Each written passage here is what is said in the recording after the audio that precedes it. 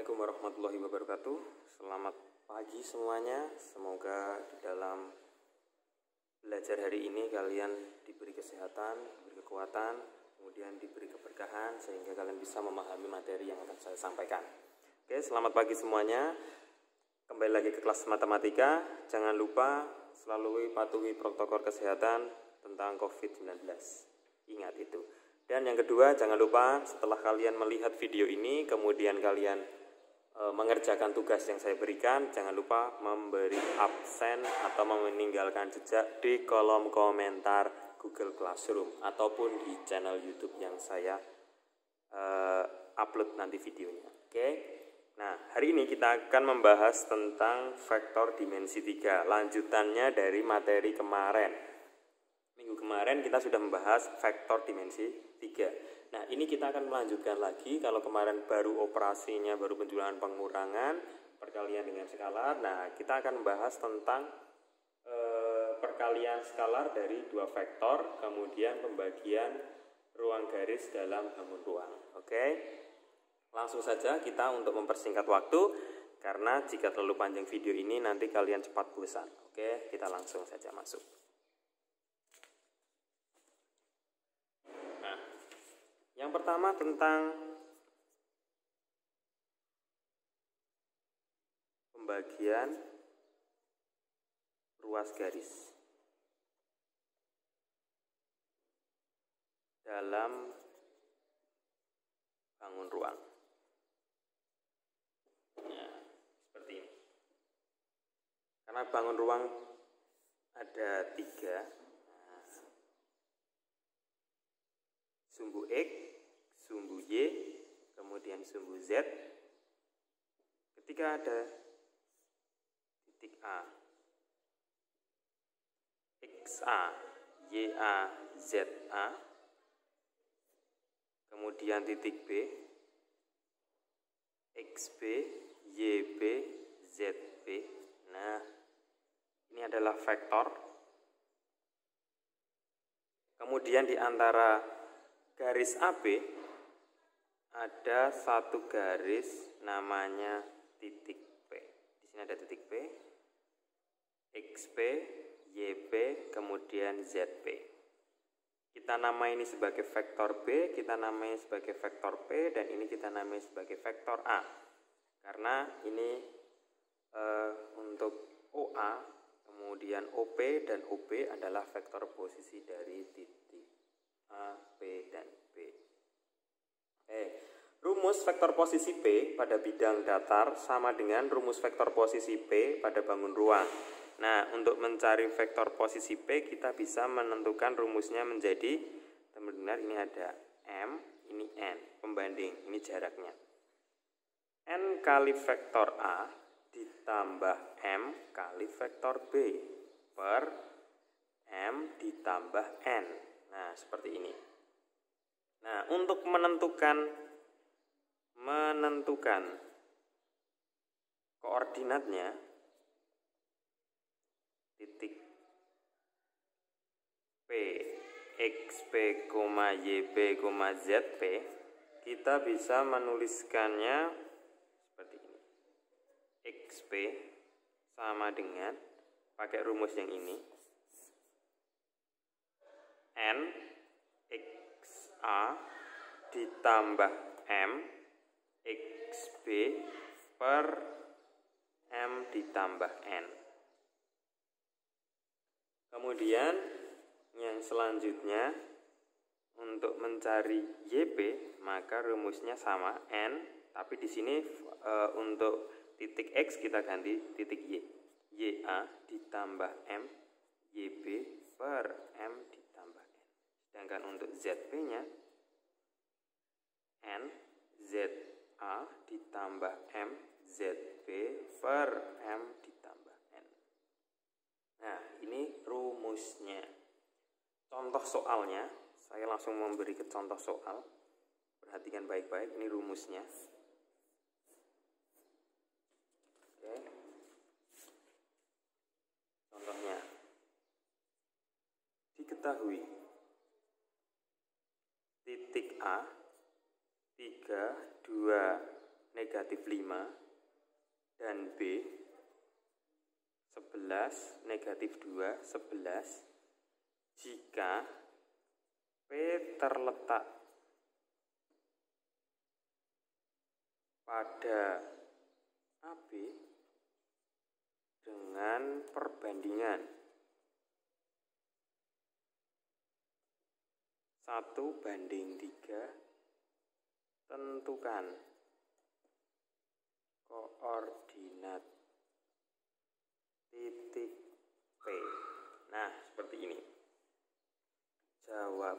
Nah, kalian bisa menjawabnya ketika saya punya garis. Ini A, ini B.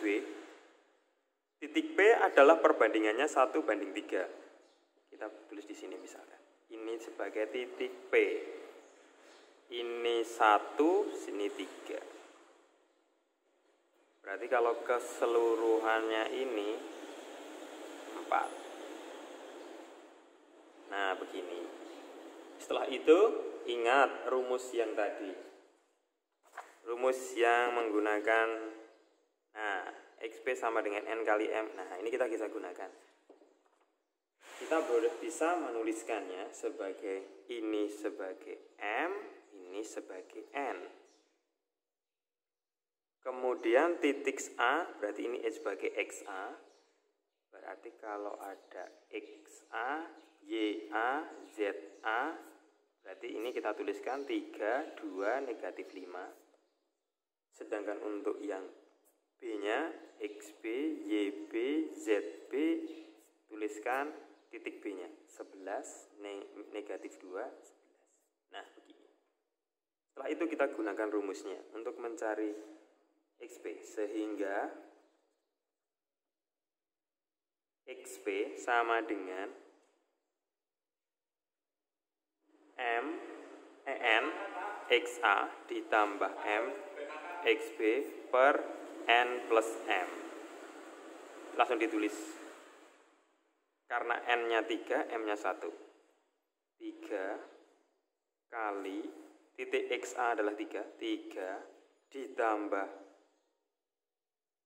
M-nya 1 kali XB-nya adalah 11 per 3 ditambah 1. Ini kita bisa menemukan hasilnya adalah 9 ditambah 11, 20 dibagi 4 sama dengan 5. Kemudian untuk mencari JB sama N YA ditambah M YB per M plus M sama dengan N-nya 3 kali YB-nya 2 ditambah 1 kali YB-nya negatif 2. Nah, per 3 ditambah 1 sama dengan 3 kali 2 6 ditambah negatif 2 dibagi 4 hasilnya 1. Kemudian untuk ZP-nya N ZA ditambah M ZB per N ditambah M sama dengan 3 kali Z A-nya negatif 5 ditambah 1 kali 11 per 3 ditambah 1. Hasilnya 3 kali negatif 5 adalah negatif 15 ditambah 11 dibagi 3 ditambah 1. Berarti negatif 4 dibagi 4 hasilnya negatif 1. Nah, ini jadi koordinat P kita bisa menuliskannya menjadi 5, 1, negatif 1. Atau kalau dalam vektor kolom bisa tulisan 5, 1, negatif 1. Nah, ini salah satu contoh soal mencari pembagian ruas garis dalam bangun ruang. Ini salah satunya. Oke. Selanjutnya kita akan membahas tentang perkalian skalar 2 vektor. Oke, kita langsung akan memasuki perkalian skalar 2 vektor. Perkalian skalar 2 vektor.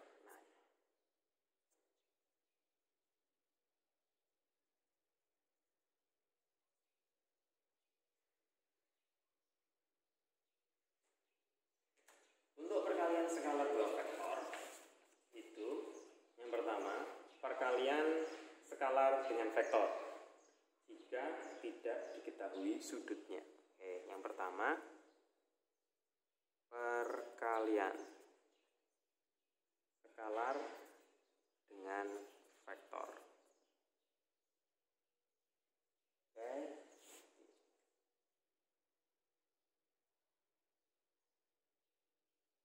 Mohon maaf, perkalian skalar dengan dua vektor. Maaf. Untuk perkalian skalar dua vektor itu saya langsung tuliskan aja. Yang pertama ini terkait apabila alfanya sama dengan 0, maka A kali B, vektor A kali vektor B sama dengan panjang vektor A kali panjang vektor B. Nah, seperti itu. Kemudian yang B, apabila alfanya 90 derajat, maka A, vektor A kali vektor B sama dengan 0. Nah, ini biasa kita sebut dengan ortogonal atau saling tegak lurus. Nah, kemudian untuk yang C kita bisa menuliskannya apabila sudutnya 180 derajat, maka vektor A kali vektor B sama dengan negatif panjang vektor A kali panjang vektor B. Nah, seperti ini. Ini khusus untuk hal-hal yang istimewa. Nah, sekarang untuk rumus umumnya, nih, rumus umum sama dengan vektor dimensi 2.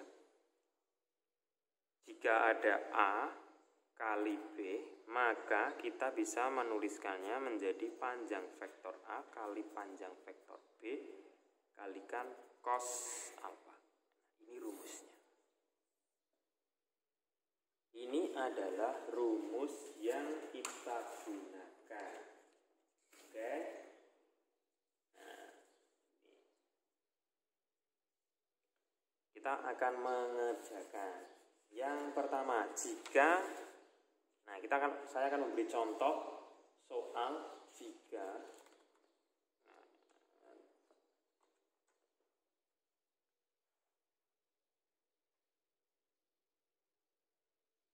tidak memiliki sudut, ya, tidak memiliki sudut. Jika tidak memiliki sudut. Kalau ini kan ada sudutnya 0 derajat. Nah, jika tidak memiliki sudut, yang kedua.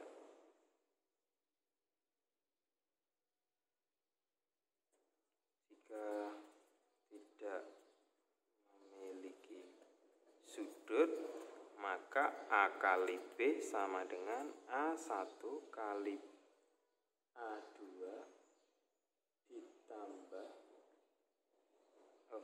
A1 kali B1 ditambah A2 kali B2 ditambah C1 kali C2. Ini. Jika vektor A-nya adalah A1, A2, A3 dan vektor B-nya adalah B1, B2, ini A3, ini adalah B3. Nah, seperti ini. Nah, ini jika kalian ingin mengerjakan tidak memiliki sudut, yang nomor 1 jika ada sudutnya, ya. Ini ada sudutnya, yang nomor 2 tidak memiliki sudut. Oke. Untuk itu saya beri contohnya. Contoh untuk yang pertama, yang tidak memiliki sudut terlebih dahulu. Hitunglah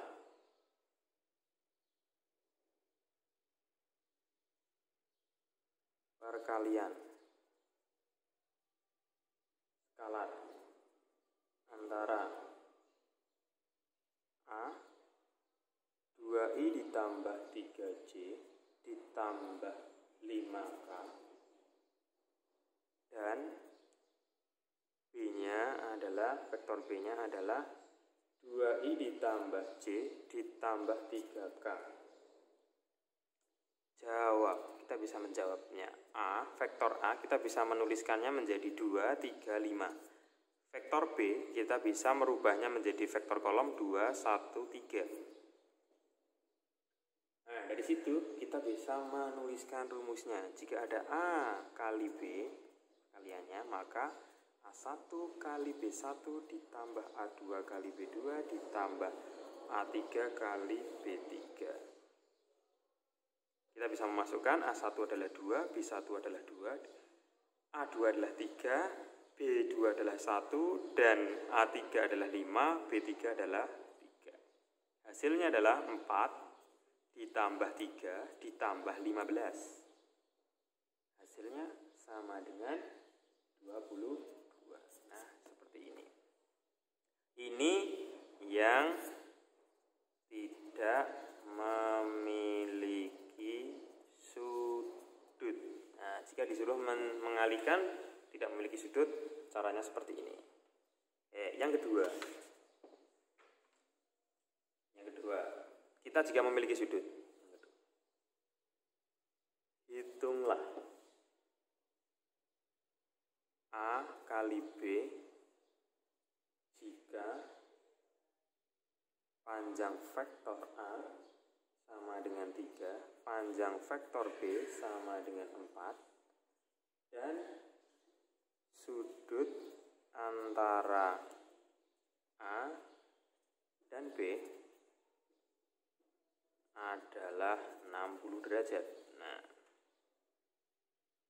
maka karena ada sudutnya, kita bisa langsung menjawab jika ini kita sudutnya adalah 60 derajat, panjang vektor A-nya adalah 3, panjang vektor B-nya adalah 4. Maka A kali B, ingat rumusnya bahwa panjang vektor A kali panjang vektor B kalikan cos alfa. Berarti di sini 3 kali 4 cos 60. Ingat, cos 60 berarti setengah. Nah, karena cos 60 setengah, maka kita bisa menuliskannya, kita bisa sederhanakan 2, maka ini hasilnya adalah 6. Nah, ini yang memiliki sudut. Caranya seperti ini. Oke. Ini cara untuk menyelesaikannya. Kemudian yang kedua, ini sudah saya lompati lagi. Berikutnya terkait untuk mencari besar sudut. Sudut antara dua vektor.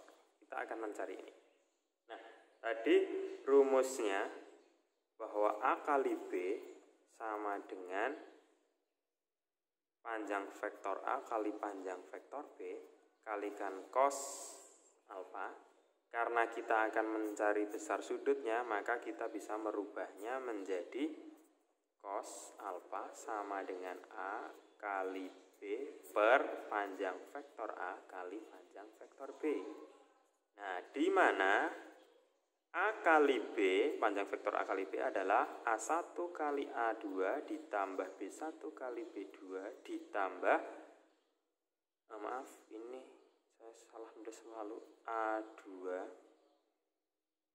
ini B1, maaf, ditambah A3 kali B3. Nah, ini gunakan yang ini. Kita langsung masuk ke contoh. Contohnya, ini rumusnya. Contohnya, hitunglah besar sudut. Nah, hitunglah besar sudut antara vektor A-nya 2I kurangi 4J kurangi 2K. Dan vektor B-nya adalah negatif I kurangi J kurangi 2K. Kita bisa menjawab. Nah, kita tuliskan vektor A dalam bentuk kolom 2, negatif 4, negatif 2. Dan vektor B kita bisa tuliskan negatif 1, negatif 1, negatif 2. Nah, begini. Baru kita selesaikan. Cos alfa sama dengan A1 kali B1 ditambah A2 kali B2 ditambah A3 kali B3 per panjang vektor berarti A1 kuadrat ditambah A2 kuadrat ditambah A3 kuadrat. Nah, masih ingat ya panjang vektor ya, kalikan B1 kuadrat ditambah B2 kuadrat ditambah B3 kuadrat. Kita masukkan 2 kali negatif 1 ditambah negatif 4 kali negatif 1, negatif 1 yang ini, ditambah negatif 2 kali negatif 2 per akar dari 2 kuadrat ditambah negatif 4 kuadrat ditambah negatif 2 kuadrat kali negatif 1 kuadrat ditambah negatif 1 kuadrat ditambah negatif 2 kuadrat. Nah, hasilnya adalah negatif 2 ditambah 4, hasilnya 2 ditambah 4. Nah, adalah 6 per, nah ini hasilnya adalah 4 ditambah 16 ditambah 4. 16 ditambah 8. 16 tambah 8 24. Kemudian ini 1 kuadrat ditambah 1 kuadrat hasilnya 2 ditambah 4 6. 24 kali 6 adalah akar 144.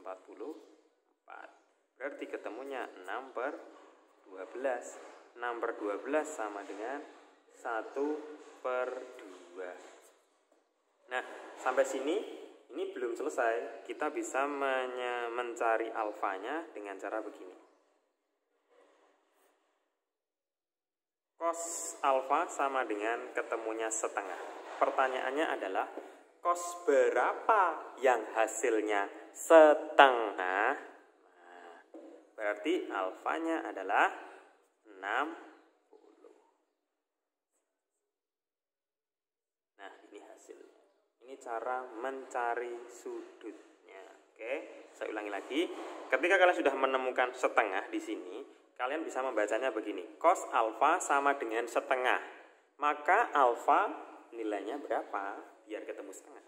Nah, kita bisa mencari di sudut-sudut istimewa 60 derajat. Tapi jika di dalam soal itu tidak menghasilkan sudut istimewa, maka kalian cukup sampai hasilnya saja seperti itu. Oke, selanjutnya yang terakhir kita akan membahas yang namanya proyeksi ortogonal.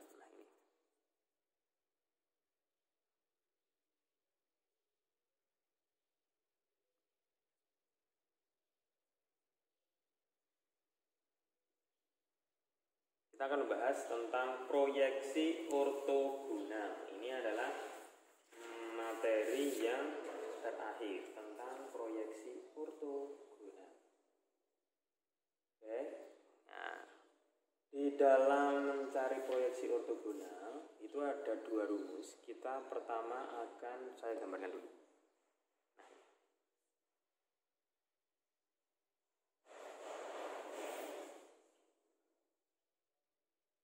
Vektor A, ini ada sudut alfa, kemudian ini kita bisa mencari tingginya, dan ini adalah vektor B. Nah, ini sini kita namai sebagai vektor C. Ini disebut dengan proyeksi. Oke, berarti C itu adalah suatu proyeksi.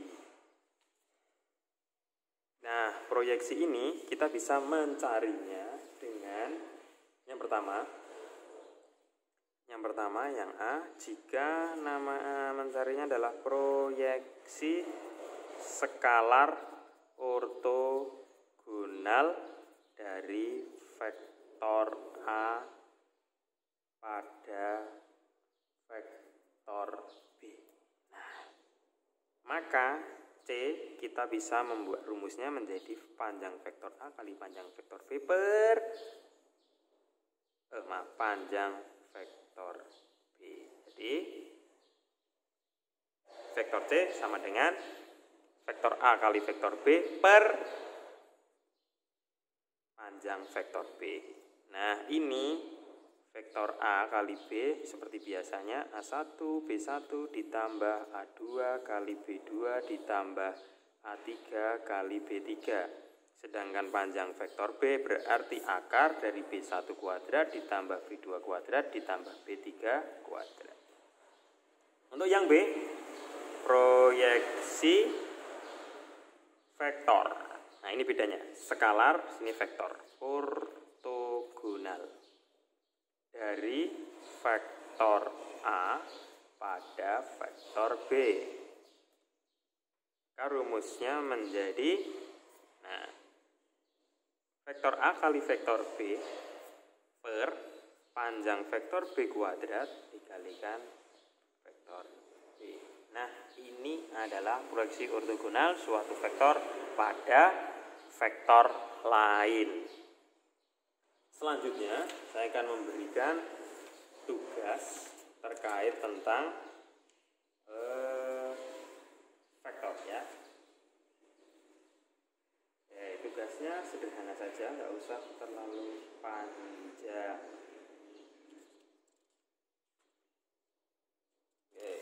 Yang pertama, tugas. Diketahui titik K 12 negatif 3 6 dan L 25 negatif 2 jika A terletak pada KL dengan perbandingan KL banding LA sama dengan 2 banding 3. Itu ya, KL banding LA sama dengan 2 banding 3. Nah, kemudian tentukan koordinat titik A-nya. Ingat kata kuncinya di sini. Ya, kemudian yang nomor 2. Yang nomor 2 kita akan membahas untuk yang nomor 2 yang simple saja.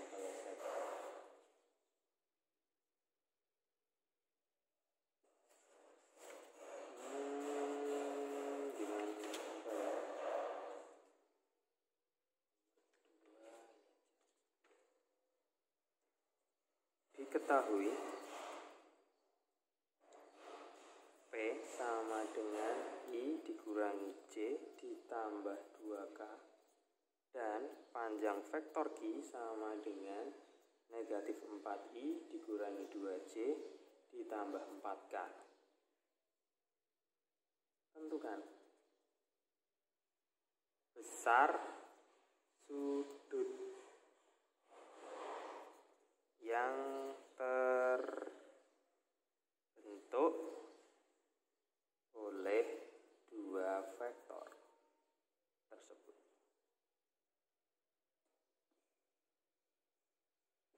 Nah, terakhir nomor 3.